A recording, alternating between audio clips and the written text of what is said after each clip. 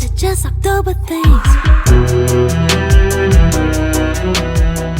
What's up, my ghouls? So today I have another October video and I'm a little excited about this one because we are sitting down, you and I, we're gonna get ready and I'm gonna tell you some spooky stories. So these spooky stories, I got them from Reddit. I haven't read them at all, to be honest, because I want to read them here, of course, with you. Okay, so first of all, before we start, how cute is my Hocus Pocus cup? I love it, and it's spooky just for the month of October. All right, ghouls, before we start, I'm just gonna... Okay, now we can start that I've cleared up my throat. So this story is from No Sleep. And the title is, My Grandma Used to Tell Me Scary Stories When I Was Little. There's one I'll never forget. So this one starts off by saying, I was 10 years old when Grandma came to live with us. It was about 6 months after Granddad passed away, and I guess looking back, she must have been lonely in that big house of theirs, rattling around with only the grief and memories for company. So despite a few protests from Mom, my parents took her in. Grandma was loud, fun, and I loved her. She had almost limitless supply of boiled sweets. She must have given me nightmares with a few of those tales, but now, years later, there's only one that I can still remember. Only one that's stuck with me.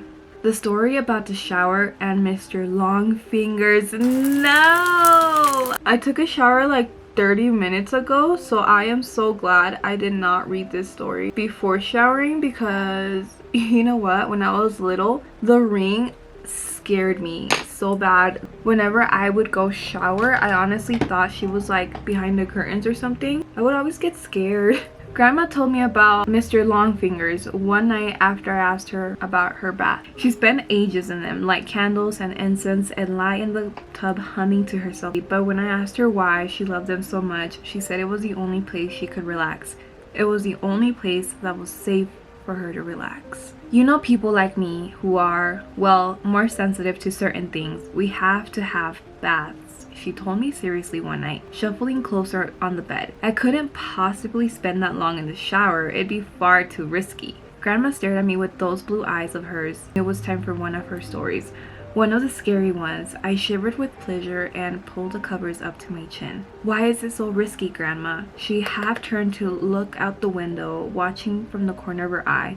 Pausing for effect, I waited, feeling my heart rate pick up ever so slightly in my chest. Well, she said after a moment, it's only risky if you close your eyes. Of course, if you close your eyes for longer than 10 seconds. What do you mean? Why? Well, do you ever play that game in the playground with your friends? The one where someone turns their back and the others sneak up on them when they're not looking? I nodded and Grandma nodded back. Exactly. So what's it like in the shower when you have your eyes closed? That's what it's like with Mr. Longfingers. No! Oh, I'm getting chills down my spine.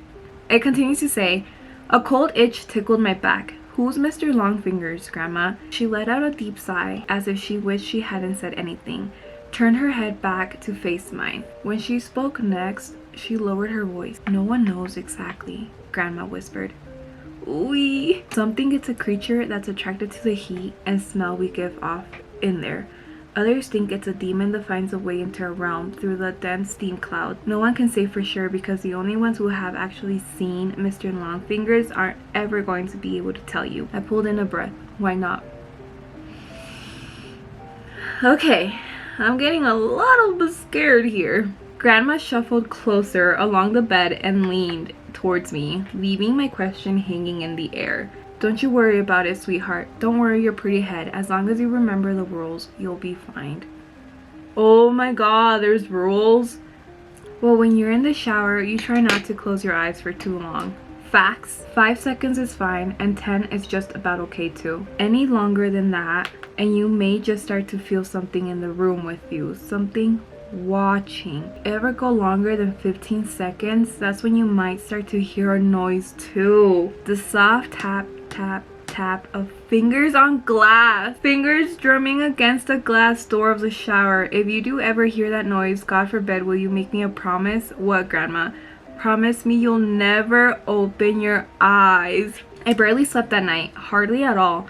I closed my eyes and tried to relax, but every time I did, I'd imagine a face pressed against my bedroom window staring in at me. And when I did finally go to sleep, I had nightmares, bad ones. I had them all week. In fact, dreams about disembodied eyes watching me in the dark and long fingers reaching out to touch my exposed skin. The shower was the worst. I bet that's when Grandma's story really got to me. I'd never thought about it before, but suddenly I had trouble shutting my eyes in there. I'd be standing beneath the beating water, shampoo running down my face, and as soon as I squinted my eyelids closed, I hear Grandma's words running through my head. 5 seconds is fine, and 10 is just about okay too. But any longer than that. I'd rub my hair fast, feeling the shampoo dripping off my chin, and as soon as I'd counted past 5 seconds, I'd feel it. A sort of pressure. Not a feeling of being watched exactly, but something closer to that. I'd run my fingers faster and faster through my hair, frantically trying to get the suds out. Seconds would race through my mind and I'd be so desperate to open my eyes. Again, that I'd sometimes do it before my hair was rinsed fully clean and my eyes would sting with shampoo. But before I shut them again, I'd always be sure to peer out through the stained glass door of the shower cubicle, just to make sure I was alone. It wasn't long before Mom realized something was up. She heard me crying out in my sleep one night and asked me what the matter was. I told her about Grandma's story. She got this look on her face when I was telling her like she used to get with me when I made her feel really mad. My parents' room was next to mine, and sometimes if I pressed my ear against the wall, I could hear them talking in there. That night though, after my mom was satisfied, I wasn't scared anymore and she'd gone back to her room. The whispers weren't soft at all. Oh no, I heard Mom hissing to Dad about Grandma, about the story she told me. Mom's voice floated through the wall, sharp and crisp. Yo, this is a long ass story. Okay, I'm almost done. I don't know, I kind of want to stop reading and like go somewhere else because we already heard the spooky story. Grandma came to visit me in my room the following night. You know I never let anything bad happen to you, don't you? You know that thing I tell you in the evenings are meant to help you, sweetheart. They're meant to toughen you up a bit, protect you. I mean, I don't know about you, but scary stories aren't meant to toughen people up. They're meant to scare you, and honestly, I feel like if you tell these sort of spooky stories to little kids, they're gonna get traumatized. It's not to toughen them up. I don't know when exactly it happened, but I'd guess I was about a week after we had that talk in my room, a week after she told me she wouldn't let me come to any harm. I woke up early that morning from a bad dream to a heavy thumping sound. I sat bolt upright in my bed. My room was quiet around me, and I couldn't hear anything from the wall that joined my parents' room either. But the house wasn't entirely silent. Floating down the hall, muffled by my closed door, I could hear the sound of rushing water. I leaped out of my bed and ran down the upstairs hallway. A deep terror was welling up inside me like a cold water from a well, something I couldn't place, and I kept banging and shouting, "Grandma," over and over again, even though she didn't respond. I kept banging with my free hand, and it swung suddenly inwards, bringing me face to face with a wall of steam. I squinted my eyes against the damp fog and peered into the bathroom. And before Dad pushed me to one side, before everything around me descended into shouting and tears and chaos, I saw her. I saw Grandma. She was laying naked on the floor in the shower cubicle, the water beating down around her, blue eyes bulging from her face. One hand was curled against her chest like a dead bird, while the other trailed against the glass of the shower cubicle. The flailing finger marks she'd carved through the steam, still clear and fresh. It was a heart attack that killed her. That's what my dad told me. The grandma passed away, you guys. I knew better though. Even as a 10-year-old kid, I knew better. And years later, writing this as an adult, I still know better. I also know my wife and kids resent me for refusing to have a shower in the house for... What?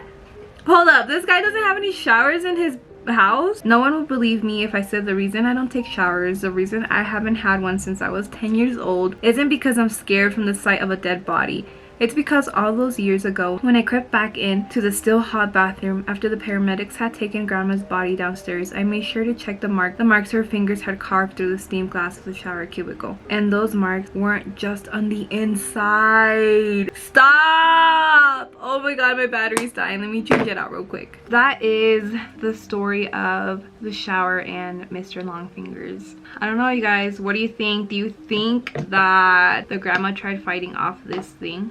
This Mr. Longfingers, and she obviously lost that battle, so she couldn't tell her story? Or do you believe it was just a heart attack? Either way, yes, I feel so bad for this young boy, this 10-year-old boy because I'd be hella traumatized too if my grandma told me a story like that and a week later like she passed away and I'd see finger marks. And those finger marks weren't only on the inside, they were on the outside too, girlfriend. Like, this one is from Reddit Nursing, and the title is Scary Stories / Ghost Stories from Your Hospital or Work. It starts off by saying, I'm an EMT and eat this stuff up. I'm not necessarily religious, on the fence about it, but I've experienced some stuff and I cannot explain. I can recall one fairly well. I was in the basement, I was in the basement of the hospital grabbing a new gurney as ours was ripped apart from a violent patient. It was 3 a.m.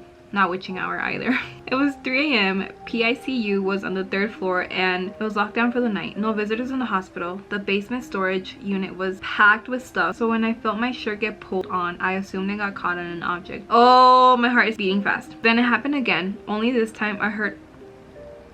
Stop. I heard a little girl's voice crystal clear say, I'm lost. Stop. My heart was pounding. I felt all the hairs on my body stand up and I called my partner down to help with the gurney. Oh my god. Y'all, my pinches pelitos on my arm, they're like standing up. Oh my god. The reason why I get scared when it involves like kids like that is because I have my own stories to tell and I am, not gonna lie, sensitive to these types of stories and subject with kids. Yeah, it's scary. So I've talked to nurses, CNAs, and even some physicians who have had weird experiences, especially in the ICU and hospice side. I'd be surprised if whoever works at the hospice says they haven't had their own scary stories to tell. This one is from... I heard a thump and I got scared, but I have neighbors, so that's okay. I don't know. I need a friend with me. Someone come read these stories with me. I'm too scared. This one is from Care Bears Share 41.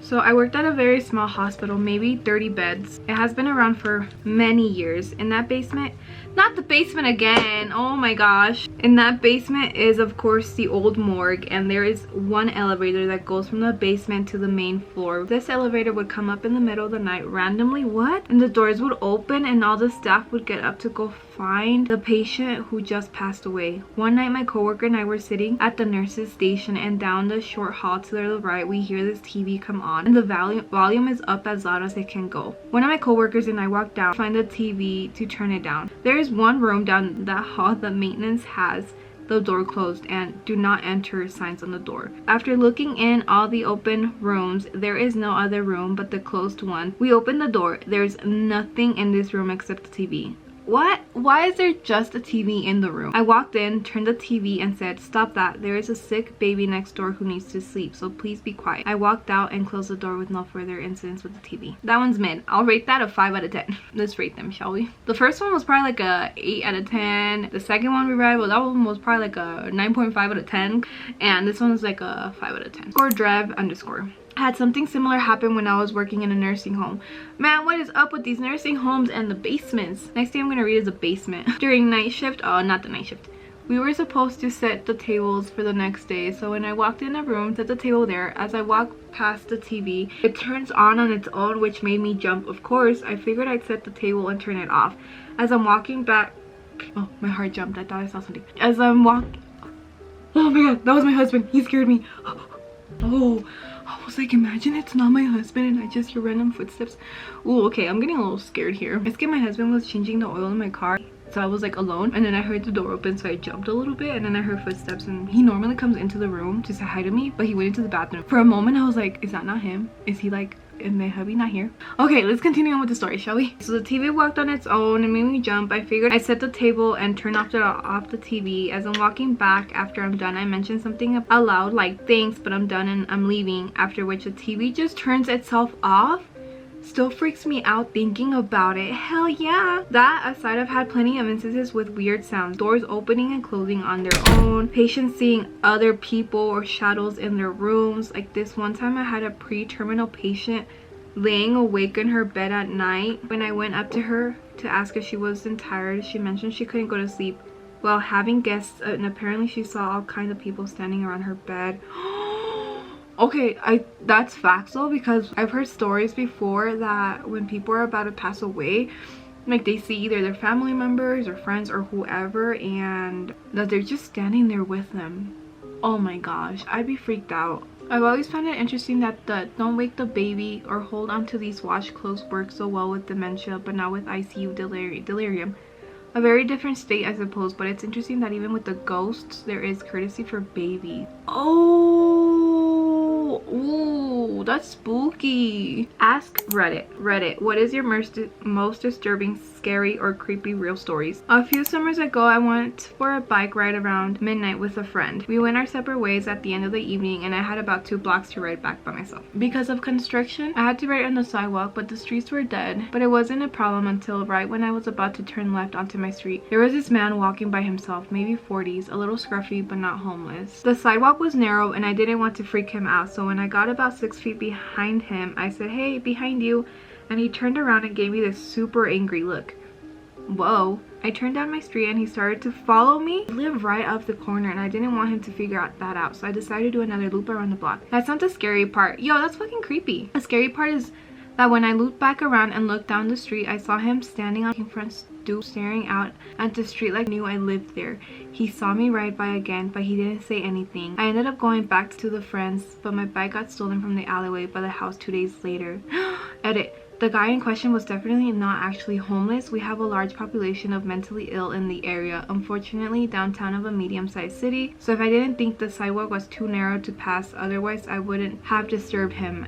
Half the scary part was that he looked pretty much completely normal from my area. I mean, you know what they say, like, temele más a los vivos que a los muertos, like fear more of the living than the dead, and that couldn't be any farther from the truth, because in this situation, like I was just trying to be nice, telling him, hey, I'm right behind you so you don't get scared, but it turned out to be the other way. Like, Saint Sparkles. I had awesome parents who let me sleep in the living room on weekend nights when I was very young. So one night I wake up, just bolted into a sitting position and stared out the front window. We lived in rural Georgia, so you can imagine the magnitude of trees and perfect light cast from the moon. I see a silhouette of someone in this tree. The family dog dashes to the window and is snarling into the glass. Terrified, I run into my parents' room and try to explain to my parents that there is a strange person outside. Dad grabs something defensive and darts outside with the dogs to beat the wax off the hot head. I tremble in Mama's arm until Dad comes home and says he saw no one and to go to bed. I decided to sleep in my regular bedroom. Okay, first of all, why do dads not believe kids when they say, yo, there's someone in the door or there's someone in the window? If I were to have kids, honestly, whatever they tell me, I'm gonna 110% believe them, because I am not playing like that. And second of all, if my kid tells me that there's someone in the window, like, I'm making him check because I'm too scared. Just kidding. I want to make my kid check, but like, that's so scary. This person said, serial killer scooping at your house for victims. You have been chosen. No. And this is why you make sure that your windows are fully closed before going to sleep. Or like once it starts getting dark, like just close your windows. Like, we're not dealing with that here. The cake eater. Every time I stay at my grandma's house, I hear someone walking upstairs. It starts at one side of the room, casually walks to the other and stops. This will happen maybe twice a night. I didn't start hearing it until I was about 14 years old, when my grandparents made me start sleeping in a different room. I was told growing up by my grandparents that her son of the previous owner claimed to see a gorilla come out of the closet at night, dance around the room, and go back into the closet. What? I thought nothing of the story until I had to start sleeping in another room.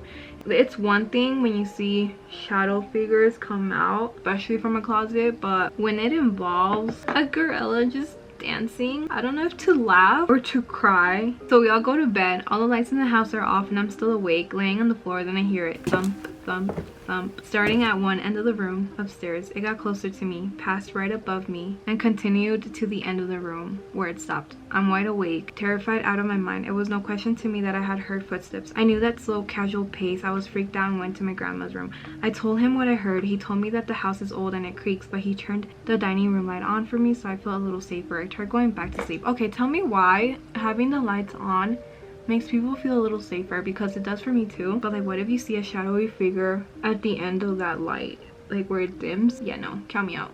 Hi, baby. What's up, baby? What you doing? I'm reading spooky stories. Spooky stories? Yeah. Yeah? Yep.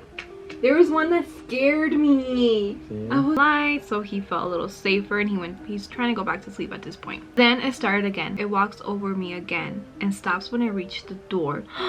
I thought it was over until 5 seconds later when I heard it coming down the stairs. 1, 2, 3, 4, 5. Silence as I reached the landing. Then 6, 7, 8, 9, 10, and silence again. As I reached the first floor, I was frozen in shock. Whatever it was on my floor of the house, and sadly unaffected by the dining room light. I was staring at the doorway to my room. The dining room light was shining in and my vision began to distort. I felt dizzy with fear, so I pulled the blankets over my head and suddenly heard a scratching sound from inside my room. Stop! I knew exactly where it was coming from. My grandpa's gun case. It was a very obvious sound. I could even hear the door ever so slightly tapping against the frame as each scratch began. I tried to scream and I couldn't. I took a second to take a deep breath and let out a loud scream. In seconds, my grandpa had made it to the room and I was relieved. Needless to say, he still didn't believe me, so I did what a normal person would do. I draped a sheet over the side of the bed and slept underneath it. I wrapped myself tight in a comforter, put on headphones, and turned my back to the door. There could be a party of ghosts in my room and I wouldn't even know. The next morning, my grandpa told my grandma about what had happened that night before. She said, "Oh, that's silly. You know, your cousin woke me up the last time she stayed here. She came in my room saying, 'I hear footsteps.' I've stayed there countless times since that happened and I hear the footsteps every time." I sleep on top of the bed now, but keep my back to the door and sleep with headphones on. I haven't heard it come down the stairs since the first night, but if he does, I don't want to know. Have you ever considered recording the footsteps or setting up a camera somewhere? I mean, I got frightened as shit from just reading your story, but I would be damn curious.